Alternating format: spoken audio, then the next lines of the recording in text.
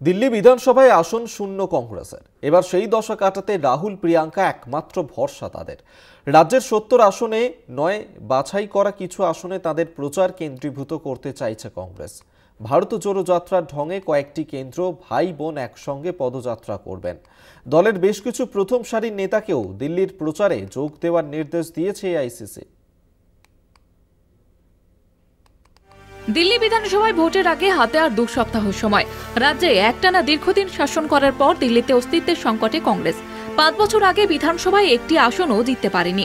গত লোকসভায় দিল্লির শাসক আম আদমি পার্টির সঙ্গে আসন রফা হলেও বিধানসভায় অরবিন্দ কেজরিওয়ালের সঙ্গে সম্মুখ সমরে কংগ্রেস।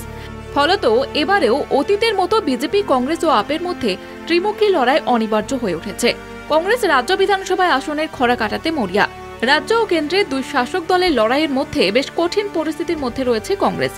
সাংগঠনিক শক্তি ও নির্বাচনী সাফল্যের সম্ভাব্যতা বিচার করে কয়েকটি আসনে দলের প্রচারে জোর দেওয়ার পরিকল্পনা করেছে কংগ্রেস। সেই অনুসারে সর্বাধিক গুরুত্ব দিতে চাইছে নিউ দিল্লি আসনে।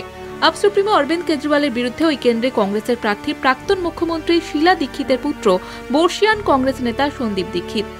দিল্লি প্রদেশ কংগ্রেস সভাপতি দেবেন্দ্র যাদবের বদলি কেন্দ্রে রাহুল গান্ধী ও প্রিয়াঙ্কা গান্ধীর জুটি পদযাত্রা করতে পারেন। উত্তর পশ্চিম দিল্লিতে সংখ্যালঘু অধ্যুষিত আসনগুলিতেও কংগ্রেস তার প্রচার কেন্দ্রীভূত করবে বলে দলীয় সূত্রে জানা গিয়েছে। ভাই বোনের জুটির সঙ্গে পদযাত্রায় অংশ নিতে পারেন সচিন পাইলট, দীপেন্দ্র হুডা, সুখবিন্দর সিং সুখু, কেসি বেণুগোপালের মতো নেতারা।